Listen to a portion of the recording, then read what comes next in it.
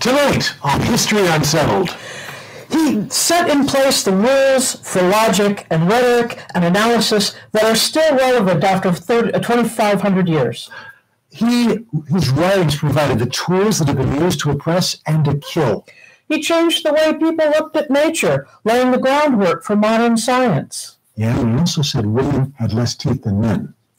His name was Aristotle, and tonight we look at the controversy. Tonight, as soon as I find the right button here.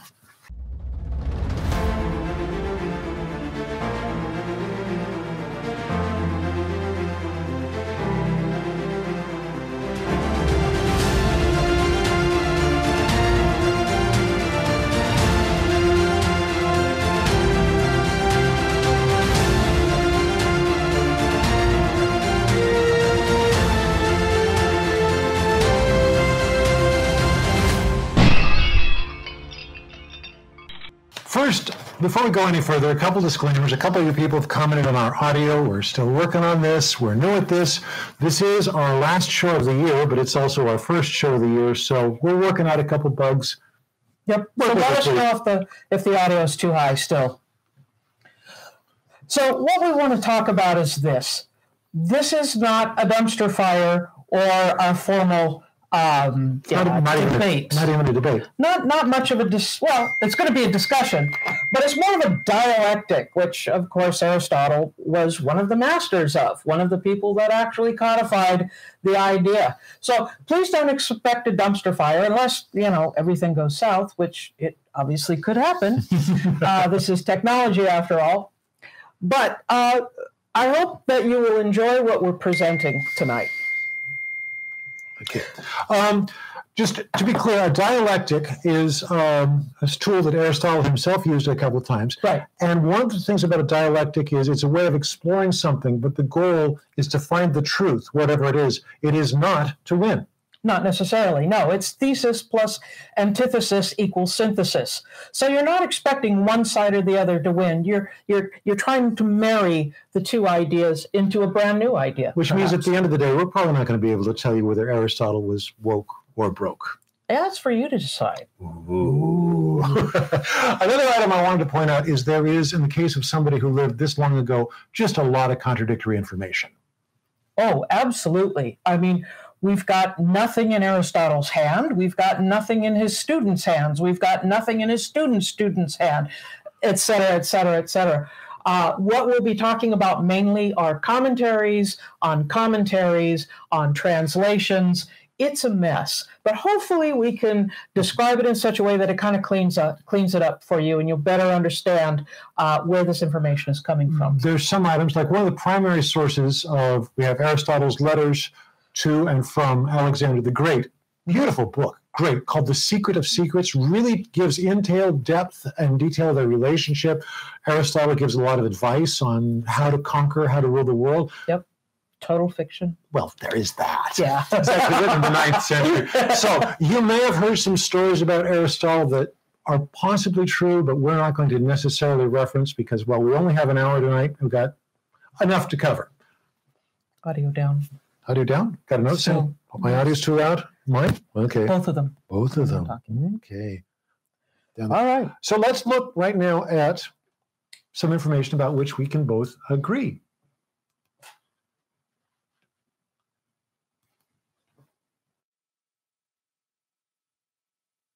It came from Stagira. Dun, dun, dun. That's how people might have described the philosopher and early scientist Aristotle. From this tiny village came arguably the most influential thinker of classical antiquity. As a young man, he moved to Athens, where he studied at the academy. For 20 years, he learned from Plato, even though he grew to disagree with many of the older philosophers' opinions. Plato despised democracy and taught that there were many things in the universe that were simply unknowable and should stay that way. When Aristotle was about 35 years old, everything changed. Plato died and left control of the academy to his nephew, who was not a fan of Aristotle. King Philip II of Macedon invaded Stagira. The village was demolished, and the people Aristotle grew up with were sold into slavery. The young philosopher anticipated persecution and fled. In the process, he became a lesbian. What? Oh, he did. He moved to Lesbos. Doesn't that make him a lesbian? For the next 5 years, Aristotle appears to have been consumed by an extraordinary sense of curiosity. He looked at sea creatures, studied the stars, and wondered about everything. This was very different from the way Plato looked at the world.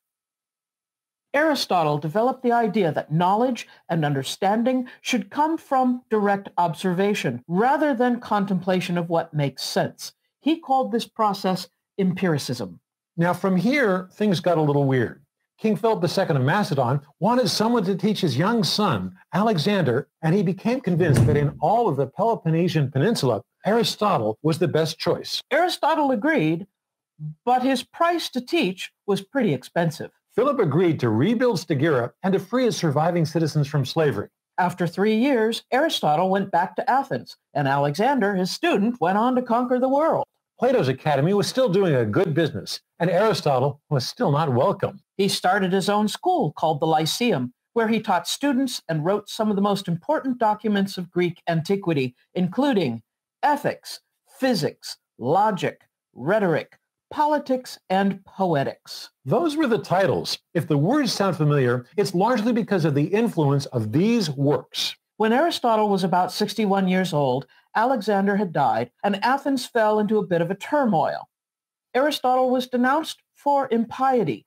Remembering the fate of Socrates, who had been executed for that same charge 75 years before, Aristotle remarked, "I will not allow the Athenians to sin twice against philosophy," and fled to the village of Halkida, where he died a year later. In the centuries following Aristotle's death, his writings were at first denounced, but later recovered, particularly in Arabic society. In the 13th century, Thomas Aquinas arranged for new translations of all of Aristotle's work, including many which had never before been available in Western Europe. Aquinas presented Aristotle from a distinctly Christian and scholastic perspective. Although Aristotle was not Christian, Aquinas argued that all truth is one. And in part because Aristotle had argued that the sun moves around the earth, the church now argued that the sun moves around the earth. Science, in some ways started by Aristotle's empiricism, was now held back by his very teachings. His works on ethics were used to justify racism and slavery. The question then remains, was Aristotle woke or broke?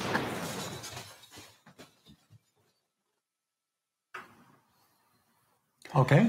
So we determined by a flip of the coin who's going to take which side. And I'm going to take the woke side, him. Whatever her husband's name is, yes. He's going to be taking the broke side. All right. So let's go ahead and start with, we can talk about Aristotle's life itself, what we know. We have some stories. Sure. Well, we have a lot of information about Aristotle from basically his own writings and from the writings of the people around him. After all, he was in Plato's academy for 20 years. In fact, he had been born to a fairly wealthy family, a Macedonian family, or close to Macedonia. Macedonian. His father was actually a physician to Alexander the Great's grandfather. He was from a Macedonian noble family. He was wealthy. So he was wealthy, so he could spend a huge amount of time. In fact, 20 years in the academy. Going to school? Yeah. I spent a long time in school. Yeah. Anyway. So amongst the things that we know that he was rich. We know that he debated issues of ethics and of the role of a society. He spent a lot of time thinking about these things. Right. And so, his personal life, he was, there's an encyclopedia written in the 9th century that said he stammered, which surprises me because, I don't know. Not sure. Not sure. He did not have a normal classroom. No, he didn't. Actually, he after he had not been able to run the academy, he actually opened up his own school, the Lyceum. It was peripatetic. Peripatetic is the bizarre term that just kind of means walking around. So most scholars now think that means he lectured by walking around and talking. Okay. By the way, you said during our introduction that we didn't have anything in Aristotle's own hand. Right. We actually do have one document. It's still a secondhand source, Right. but they're pretty certain of it, and that is his will. Yeah. And I'm going to read a couple sections of it because they tell us a little bit about his character. And it's a fairly lengthy document, and there are two versions extant, so that if you do your research, you may find another one, which tells me that neither one's exactly right, but they agree a lot. This is the version from Diogenes about 100 years later. When the girl, Pythias, meaning his daughter, shall be grown up, she shall be given in marriage to Nicanor. So Aristotle is clearly treating his daughter as property. Right. He is assigning her whom to be married to. Property or an arranged marriage? He was close to Nicanor. There's other references to Nicanor throughout here, but nonetheless, we're talking about his issues, and on a personal level, he definitely felt that he could treat her as somebody who didn't have a say in whom she married. So right there, we've already got somebody who's not the most progressive individual. Well, he's a man of his time. I know, and we talked about that. Does that make it right? And there is a question that I have on this subject, because even as a man of his time, he was a philosopher. He was a thinker. He should be capable of thinking and coming to some of these decisions. We also have a section here that says, also in his will, none of my young servants who waited upon me shall be sold, but they shall continue to be kept. And when they reach the proper age, they shall have their freedom if they deserve it. So Mr. Aristotle is okay with slavery. He was okay with slavery. Of course, slavery was pretty accepted at that point in time. There were two different kinds of slavery at that moment in time in the Greek islands. That was debt slavery, which people sold themselves into slavery to pay off a debt, and that was for a contracted period of time, and then they were let go. Or it was slavery of people who had been captured in wars or other methods. And so these people were held as slaves, usually for the rest of their lives. But Aristotle does have a discussion in his work, Politics, in which he says that some people are natural slaves. They are better off as slaves. They should be happy to be slaves. Yeah, that was a very dangerous idea that he had. But Aristotle argued argued his points not from basic we know nothing. That was Socrates' method. Socrates argued his arguments through what we now call the Socratic method, in which he asked questions. He said he was wise because he knew nothing. And so logic and argument for him was a process, going into the marketplace and asking people's questions. And because Socrates was more focused on getting the truth and finding out what the nature of good was, that worked very well in the marketplace. Plato followed along in his footsteps. But Aristotle was born after Socrates' death. So Aristotle was a little bit different person. He had learned from Plato, after all. He had spent some time there. But he came at his logic from a very early point, in that he said, what you need to accept as you start your argument is to look at what's called the endoxa, or the primary common beliefs. He didn't use the term common sense. Common beliefs, common knowledge. What did other people say? He reasoned that after all, if they said it, maybe there was something to it. But he said, do not stop at just looking at what people had said or what people had believed. Analyze each of them. Then he said, look at what you perceive, what you see, or what you find through your senses. And consequently, through arguing those 2 points and using his ideas of the 4 causes, then hopefully you can come to an answer. I noticed that in his work, he often does a lot of, there's 6 of these, there's 4 of these, there's 3 of these. He goes on. I want to talk about logic. Right. Real specifically, logic, because that's kind of where it starts. And if we look into, let's see if I can do this without getting feedback, the syllogism, okay? Right.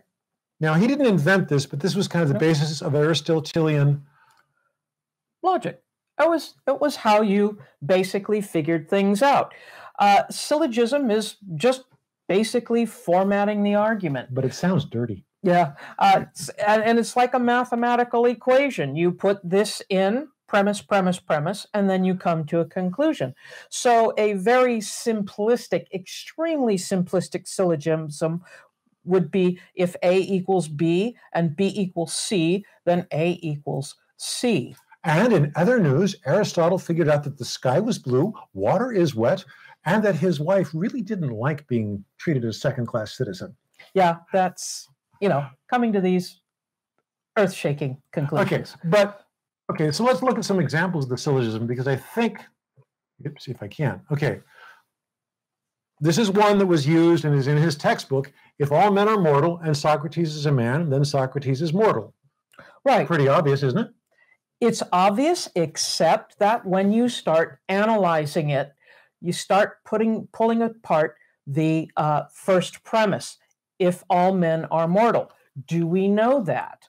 We're told that.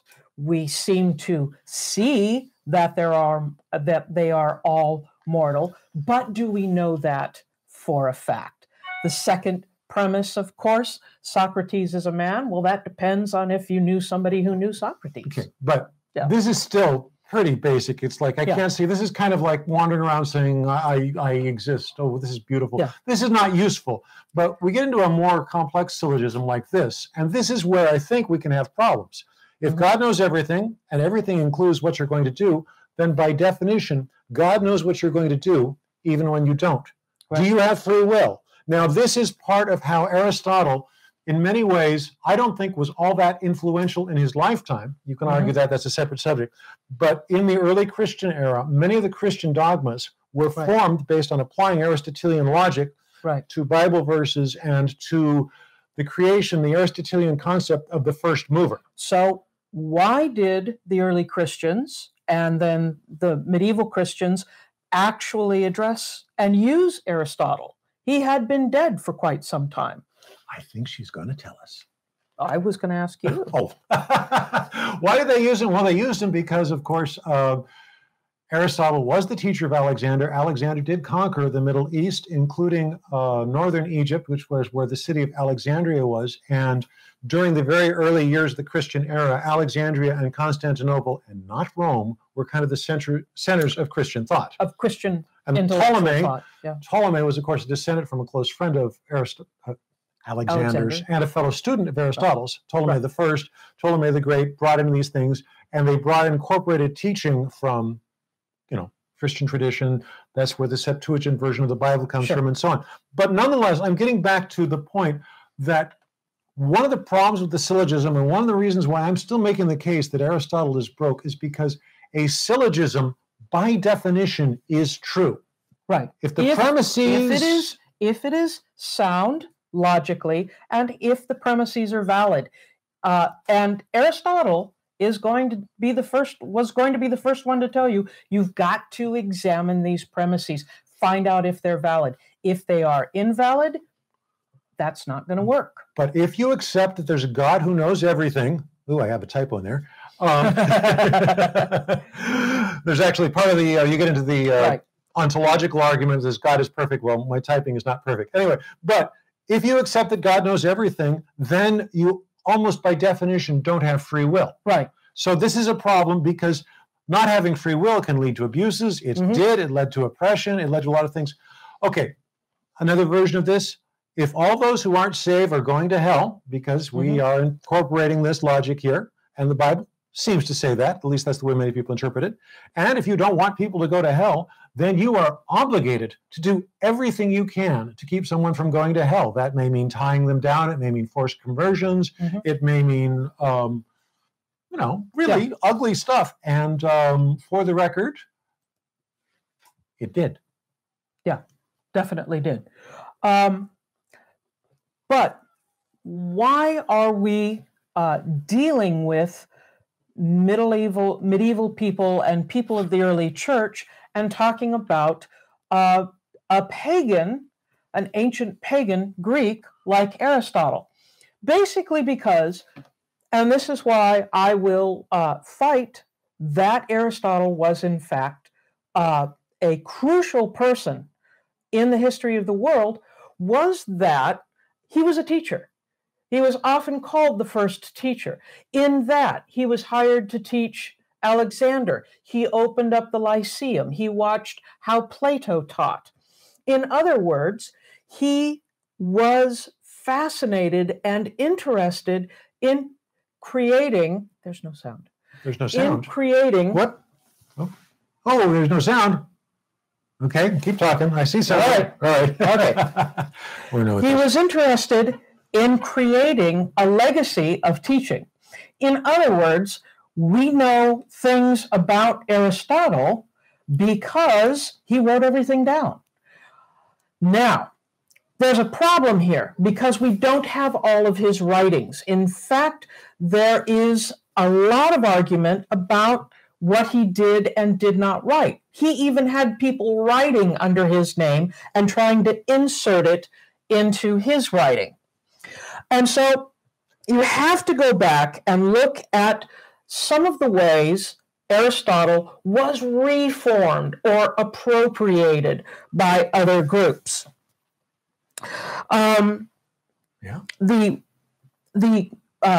philosophers that came after Aristotle, the Epicureans, the Stoics, the skeptics, these were all schools of philosophy that were going in Athens, in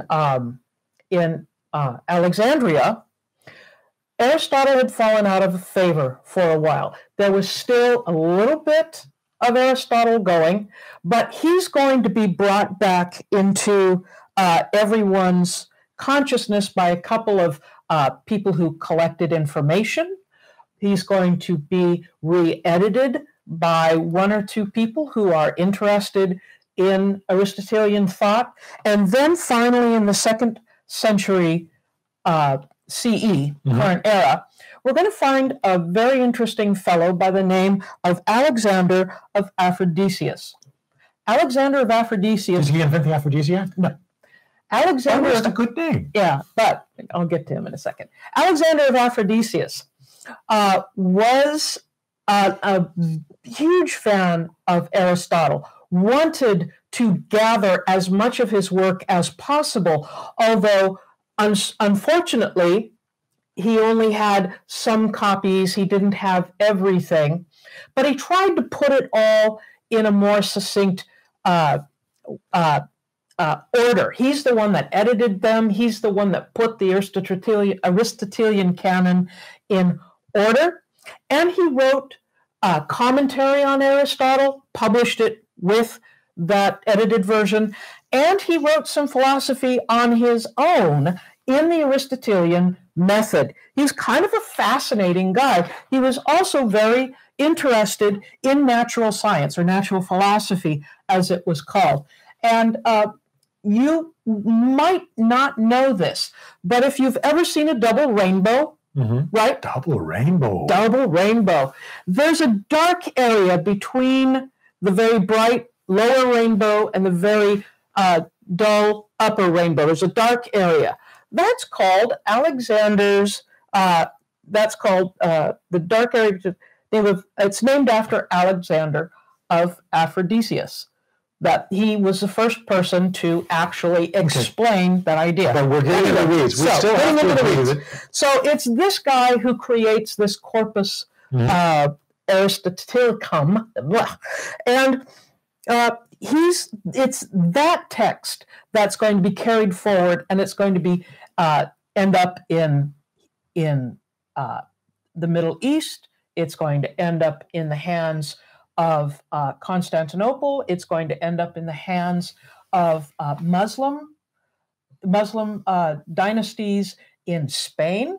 That's the edition that starts traveling. Nothing that Aristotle actually physically wrote himself. Can we get back to my rant? Go for it.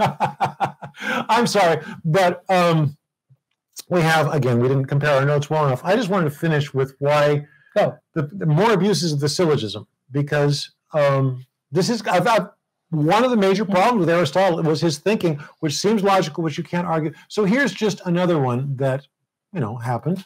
If the Japanese bombed Pearl Harbor, which they did, and if there are Japanese people in America, then we will be safer if we lock them up. Now, there are flaws in this logic, but on the surface, this gets into something which Aristotle talked about in the Rhetoric, but basically you're presenting what seems like a clear argument, It is assuming, of course, that all Japanese are the same, which they're not, and it is also assuming that the Japanese people in America have anything to do with the Japanese people in Japan. But to a person who thinks that this is, who does not process, and this is one of the dangers of Aristotle, one of the reasons why I think he did a tremendous amount of damage, right, is that people who don't have the skills to process this stuff come up with these kind of... Right. It's knowing half or part of the information, because Aristotle was translated, because only parts of his books went forward, because some of the logicians that you're talking about in the Middle Ages only read parts of his work. I liken it to if you've got someone who's driving from Lisbon, Portugal, all the way to Vienna, Austria, and you only give them a roadmap to the country of France. And so there's information there missing. And when they messed up with this coming up with these syllogisms, they weren't reading all of Aristotle, and they weren't applying Aristotle quite as thoroughly as they could. And there's the question of should he have written it more clearly, but what you're telling me is we lost half of his stuff, so maybe he did. We lost a bunch of his stuff. So maybe we can't blame him. But blaming him doesn't really matter, because this is a guy who's been dead for 2,500 years. No matter how mad you get at him, he really could care less. Well, I don't know if he could care less, because I think he really was honest and sincere in wanting to teach people in the future. But I don't, there was no publishing companies. There was no way of actually knowing his work was going to get out. Okay, well, what about, we've talked about the syllogism, which is the basics of Western logic. What about science? Did he, in fact, say that men have more teeth than women? Yes. Okay, was he right? No. Here's one of the weird things. Aristotle was very early working on empiricism, working with observation, not just coming up with syllogisms to explain natural phenomenon. He was one of the earliest people to actually work in this field. But as we all know now, all knowledge is provisional. A good scientist is going to say, hey, if you find something that I got wrong, tell me about it and I'll fix it. Well, we weren't able to fix Aristotle. Okay, let me read you the quote. This is, by the way, the line. This has been used a lot. When people quote from Aristotle, there are 31 works of Aristotle that are kind of considered the canon, and they are typically broken down into books and sections. So this is from History of the Animals, Book 2, Part 1. Males have more teeth than females in the case of men, sheep, goats, and swine. In the case of other animals, observations have not yet been made, but the more teeth they have, the more long-lived are they as a rule, while those are short-lived in proportion, have teeth fewer in number and thinly set. Now, part of this makes me think, well, if he knows about horses, sheep, and goats, actually there's horses in there, but sheep, goats, and swine, did he check those? Well, maybe they were slaughtered. You could see that. But sure, they were dead, so they were standing still. Okay, but there's a lot of stuff in here. In his sciences, it's like I don't know where he came up with some of this stuff. Okay. With some people, as they grow old, the eyebrows grow thicker to such an extent that they have to be cut off. And this growth is owing to the fact that the eyebrows are situated at a conjuncture of bones, and these bones, as age comes on, draw apart and exude a gradual increase of moisture. Your eyebrows are self-irrigating? That's crazy. He's got other stuff here. I'm not sure if I can read them all. One of them is about what causes some women to have bigger boobs than other women. I don't know. Well, okay, let's see. So it's fairly lengthy, but the condition of the breast is diverse in different individuals, for they are sometimes quite big and sometimes little, and as a general rule, their size depends on whether or not the body was burthened in childhood with superfluous material. For when the signs of womanhood are nigh but not come, the more that there be moisture, the more will it cause the breast to swell. Remember this, ladies? Okay. I don't know what to remember. I have no idea what he's talking about. This is science. Water your boobs and they'll get bigger. But you can probably see what I mean. All knowledge is provisional. When we have better ways of measuring these things, when we have better ways of seeing our errors, then, oops, we're going to fix it. Well, but there's the question of how did he gather this stuff? I mean, and there's, where have I got it? One of the biggest errors of Aristotle's science, and it's huge, right, is spontaneous generation. Mm-hmm. He didn't have a microscope. He couldn't see very, very, very, very tiny things, like the eggs of flies, or like the eel. Eels and shellfish in particular. He also pointed out that snakes don't have genitalia. Right. They do. So how do they breed? They do. But they're very small. And they actually kind of extend and contract. They like go inside a little pouch. It's kind of cool, actually. I in order to do this, I didn't load up any pictures. You'll have to go onto Google and look for them yourself. Look for snake genitalia. It's like, that's really weird. Many snakes have two. That's okay. That's okay. I don't want to know about it. But if we can find out, I've seen photographs now, and they're not through a microscope. He didn't check that much. Right. And yet he's got these long... Here, snaky. He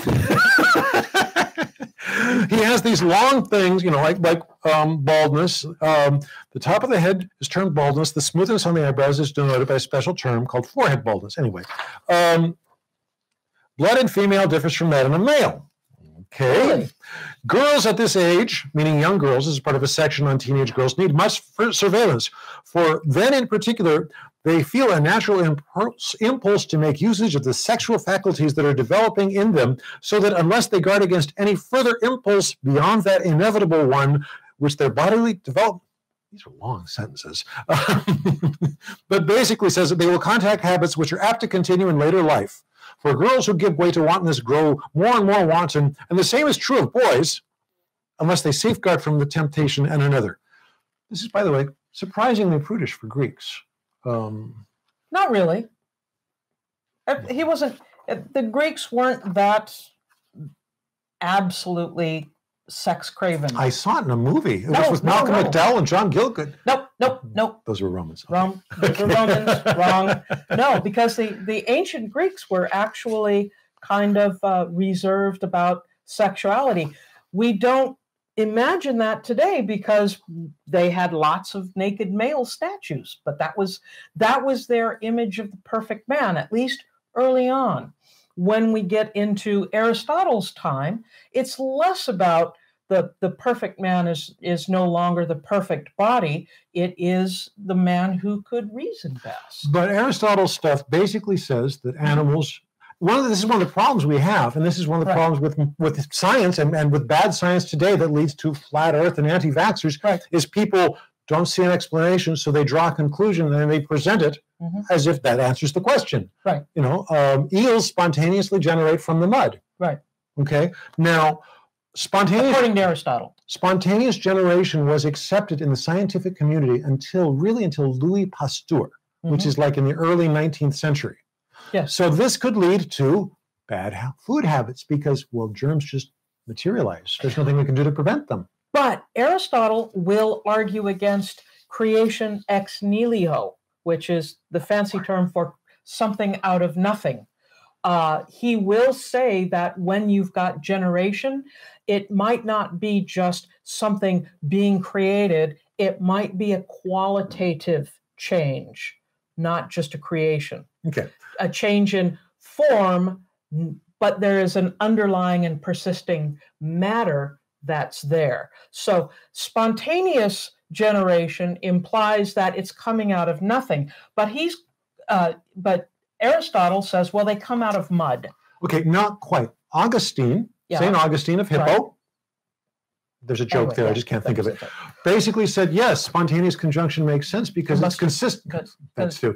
Yeah. Spontaneous generation is consistent with the virgin birth and Right. with the creation of man. Therefore, it's logical. So once again, we're combining religion and logic, and we're putting Aristotle's writings on a pedestal. Right. And this is preventing people from doing real science and probably preventing them from finding cures for diseases that would happen if you looked for. Maggots, by the way, were in particular thought to be spontaneously generated until very late. Yep. So they just popped out of food, and people were quite annoyed. So you're going to agree that he was broke on the subject of science? Well, okay. I'm going to say, yeah, he was probably broke on the subject of science. Okay. I'm actually going to suggest that he didn't. I'm going to make your case because this is a dialectic, which is that his mic seems too high. I'll pull my mic down just a little bit.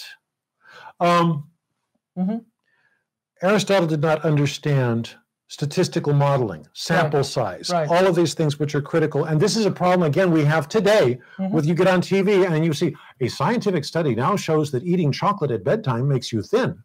And you know, if you dig out the thing, you find out, well, we looked at 3 people who ate chocolate at bedtime. And this also... And then they didn't eat anything for the rest of the day. This leads to people saying, I don't know anybody who voted Trump, therefore it was a fixed election. It leads to the same thing because you're not doing a sample size. You're not doing a careful broadening sample it out. size. So what I'm saying is basically his methods needed to be informed, but possibly you could argue that he started the process that the real downfall of Aristotelian science is that people accepted it as well-being, which leads to another point of mine. Go for it. Which is the case of the geocentric universe. Yes. Yes. Basically, the idea of the geocentric universe, I have a graphic here I was going to stick up. There it is. You got it? Okay. Yeah. Yep, yep. A little slow. We need a technical director. Geocentric, this is a model. This is, of course, called the Ptolemaic system, which was Ptolemy, as we mentioned, Egypt, follower. Ptolemy was a follower of Aristotle. They didn't know each other. Well, actually, this is a different Ptolemy. Yeah, this is a different. Yeah, the scientific Ptolemy is different than general Ptolemy, who became pharaoh of Egypt. Anyway, so Aristotle held that there were basically 4 elements: earth, water, air, and fire. Yes, I love their album. Oh, yeah. Shining Star was a great song back in the 70s. And each of these elements aligned themselves based on their weight. So earth is heaviest, that puts it in the center. Water is less heavy than earth, it lays on the earth. Then you've got the air, and fire is the highest of all. They also correspond to temperatures. The earth was cold, water was cold. What happens when you heat up water? It turns into gas. It turns into vapor. It turns into something like air. So obviously air is hot and fire is even hotter. And so you have this idea of a round earth. The intellectuals of the Greek world believed in the spherical earth, but Aristotle held that it basically was in the center of the moving stars and the planets. He held that the stars were in a furthest out dome of crystal, that between the stars and the wandering planets was the orbit of the moon, and then you had the Earth in the very center of all of this. It was the crystalline spheres. And because heaven had to be made of something different than Earth, because it was above the air and the fire as well, he called it quintessence. Oh, that sounds like the fifth element. Isn't that a great term? Is that the fifth element? Quintessence. Yes, that was Bruce the Willis? fifth element. No. Oh. Anyway, so Aristotle's idea of the cosmos, pretty wrong. He has a quote, and I'm trying to find it here, where he basically says that, I haven't got it, but I'm going to just, got to keep moving. He basically says that circles are perfect. Planets are perfect. Right. Therefore, planets move in circles. Right. course, they don't. They move in oblate. Oblate, oval. But we wouldn't figure that one out until Kepler. No, but the problem is, and this is the downfall of his science, and this led to many of the problems in the later Middle Ages, was it theoretically has to be true. This is going back to Plato. It's better, therefore it's true. Never mind what it looks like. It's better. This is what logic says, therefore it's true. Right. The Middle Ages also had another problem, and that was the acceptance of authority. That was, the Bible was an authority, therefore you accepted it. Aristotle then becomes the authority, and you accepted him without questions. That's not the way science is supposed to work. Nope. In fact, the motto of the Royal Scientific Academy, Scientific Society in London, Royal Society, basically it's Latin for don't just take somebody's word for it. Okay. I want to talk about, there's another issue, which is, this actually came out of Aristotle's book Metaphysics, but it's kind of a fun one because this is part of how he's doing things. But here's the line. For the seed comes from other individuals, which are prior and complete. The first thing is not seed, but the complete being. Therefore, we may say that before the seed, there is man, not the man produced from the seed, but another from whom the seed comes. Or to put it in really clear modern layman's terms, the chicken came before the egg. The chicken had to come before the egg. That's what he said. Aristotle says it. Debate settled. Let's move on. Nope. Okay. Anyway. We've got, again, we don't have time to go into everything. There's ethics. Aristotle wrote a book on ethics. He wrote a book on everything. Okay. I mean, when you pick apart his science, you can't pick apart things like his book on rhetoric, how to form arguments. It's very difficult to pick apart his work on poetics, discussing exactly how the well-made play should be, what a tragedy should look like. I remember in because I had my bachelor's in technical theater, I had to read Aristotle's Poetics because it kind of perfectly sums up what a good play should be. But I'm going to talk about rhetoric as one of the books that we should talk about. We can also talk briefly about ethics, because ethics, Nicomachean Ethics, was basically a book written to tell his son how to be happy. Right. Now, I could write a book like this. It's easy. Sex and chocolate. We're done. Sorry. No, there was a whole balance of middle path in all things. Sure. Virtue is virtue makes you happy, which I don't think has ever been proven. Yeah, Aristotle was not one to go to extremes. He liked that middle path. So he felt that going to the extreme of too much pleasure was as bad as going to the extreme as too much pain. So he wrote actually wrote two books on ethics, but one he dedicated to his son, Nicomachus. Okay. But I wanted to talk about rhetoric, because rhetoric is another way that Aristotle did a lot of harm. You could argue he did some good. So Aristotle basically said that, and rhetoric is a very long work. It's actually very complex, and it's a good read. But it talks about rhythm of sentences. It talks about how to construct an argument. It's very good. But the central part that a lot of people repeat basically says that every argument is made up of three elements: ethos, pathos, and Aramis. Not Aramis. Not Aramis? No. All for one, one for all? No. What about D'Artagnan? No. All right, fine. Ethos, pathos, and logos. Ethos is essentially why we should care. Pathos is emotion and feeling and what gets in there. Logos is a very complex Greek word that has been mistranslated more times than I can count. Right. It's not just word. For the record, in the Bible, the first book of John 1:1, in the beginning was the word. Yep. The Greek says in Principat, logos, in Principat erat logos. But logos means symbol, it means meaning. It's got a lot of complexity. Yeah. But I think in the case of rhetoric, logos means logic. It means building an argument, so giving you a reason to come to the conclusion, going back to the syllogism. If this is true and this is true, then this is also true. And this can be very convincing. In the Middle Ages, this was taught in schools. Sure. That was part of the trivium, was to understand rhetoric. When you went to school, if you were a small boy in the 13th century, you learned grammar, Latin grammar, you learned logic, and you learned rhetoric. And all of these were taken from Aristotle. Okay. But again, there's this question of, did rhetoric do more good or harm? Because Aristotle took a lot of abuse. He was attacked for teaching rhetoric because it was seen as sophistry. Right. Sophistry? Would you please tell the audience? What is sophistry and what's wrong with it? I'd be happy to, Bob. When Athens moved to a democracy, kind of a true democracy, where if you were a free male in Athens, you could be the assembly that voted for everything. And in democratic Athens, this is after the Persian War, democratic Athens, they voted for everything, not just laws, but they voted in criminal trials, they voted for the price of bread that week, etc. Which means if you've got a pretty egalitarian society where you wanted people to vote your way, what did you need to be able to do? Argue.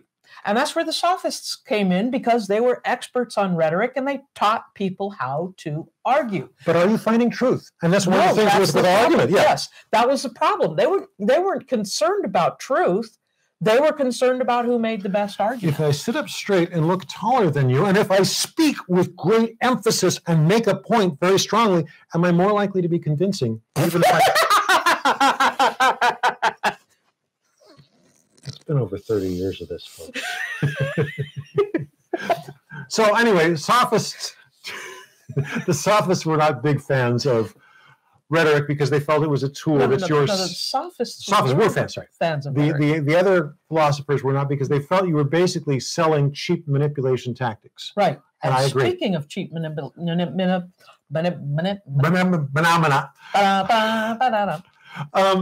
so rhetoric, logos, pathos, ethos. This is an ad from the 1940s, probably. More doctors smoke Camels than any other cigarette. Okay, that is obviously, first off, the ethos is a doctor. The logos is also doctors smoke Camels, therefore, theoretically, they're good for you. Yes. Right. So basically, you're making an argument using these tools, but you're selling people something that will kill them. I have another one that I just love. This is actually a better conclusion. The fact that it's Ronald Reagan is actually kind of irrelevant, but it's fun in this late standpoints. But basically, so let's look at this. The logos is basically a movie. The ethos. Why should I care? Well, a movie star is doing this. I care about movie stars. I'm a fan. I just loved him in Bonzo. Okay. And through a movie screen, you could not smell his breath. True. Right. And at that time, I think a lot of people smoked. Yeah. But anyway, the pathos, it's Christmas, giving gifts of Christmas. It's a heartwarming thing. I see the wreath behind him. I feel warm and fuzzy about it. The logos, look at this line here. I'm sending Chesterfields to all my friends. That's the merriest Christmas any smoker can have. Chesterfield mild, there's an implied because here, Chesterfield mildness plus no unpleasant aftertaste. So the logos here is basically, if you care about your friends, you want them to have mildness and no aftertaste.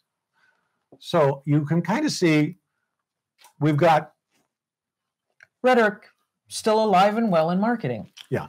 I've got another example here, which is not as clear, but it's really, I don't want to imply, oh, well, it was just all over back then. Mm-hmm. In the United Kingdom, 2 years ago, they had this crazy guy with bad hair from New York named Boris Johnson, who drove around the country in this bus that basically says, we send the European Union 350 million pounds a week.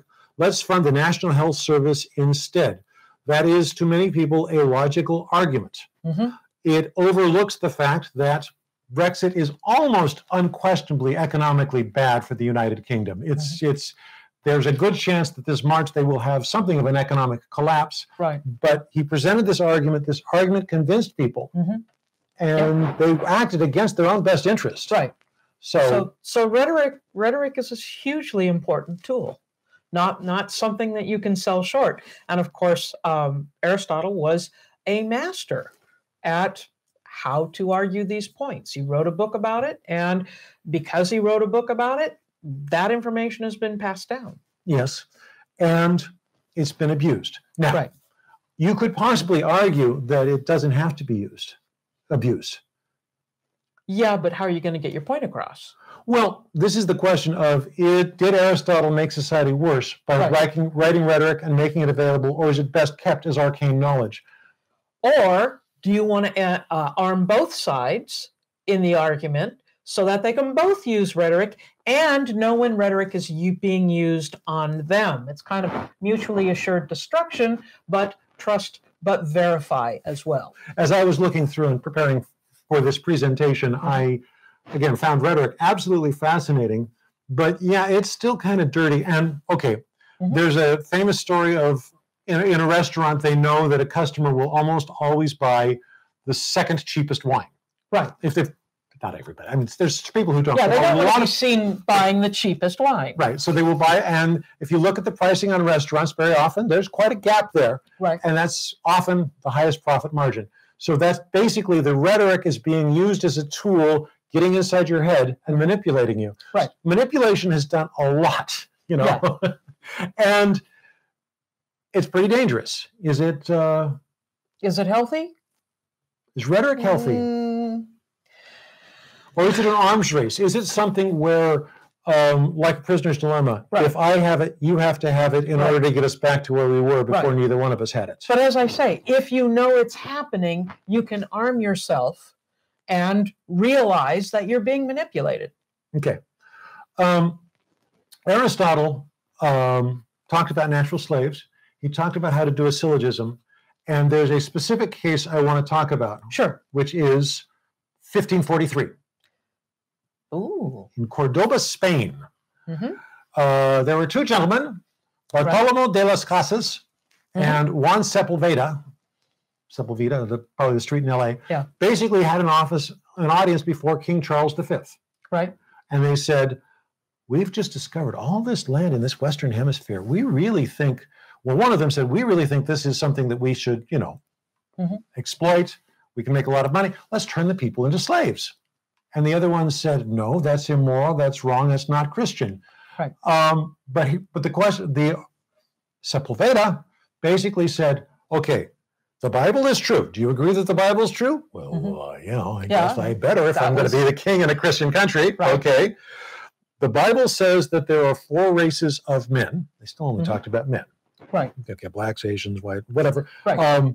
The indigenous people in North America are clearly not one of them. Right. Therefore, they're not human. Okay. Number 2, Aristotle said there are people who are natural slaves. These native peoples are barbaric.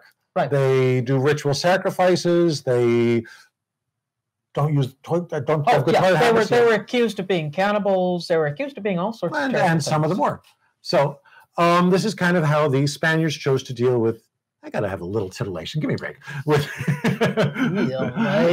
Okay. So, but the argument comes down to, and it was using Socrates to justify slavery. Right. And some of the transcripts are lost from this conversation, but this is a very real specific case where Aristotle was used to justify torture and slavery. Right.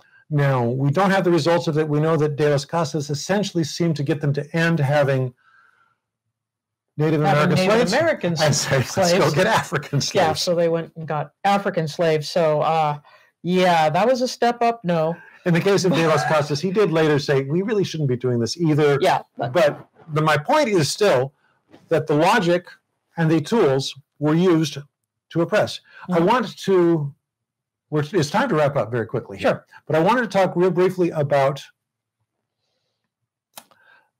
Aristotle wrote a book on politics. Yes. Can you tell me about it while I pull up the next graphic? Okay, while you're pulling up the next graphic.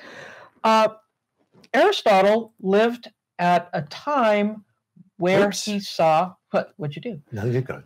Aristotle lived at a time where he saw tyrants, when he saw monarchies, when he saw democracies, when he saw a huge number of different sorts of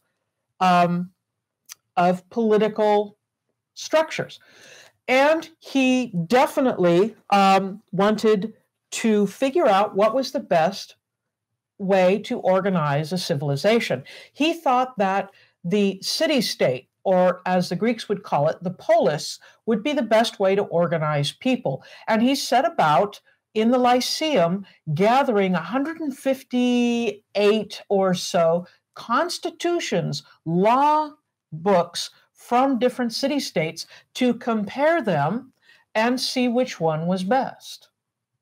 He felt that democracy was probably pretty good. Actually, his argument was that monarchy is the best, but monarchs can become tyrants. Democracy can lead to demagoguery, voting on people based on their intellect. So he had this argument that said that democracy is best guided by the rule of law.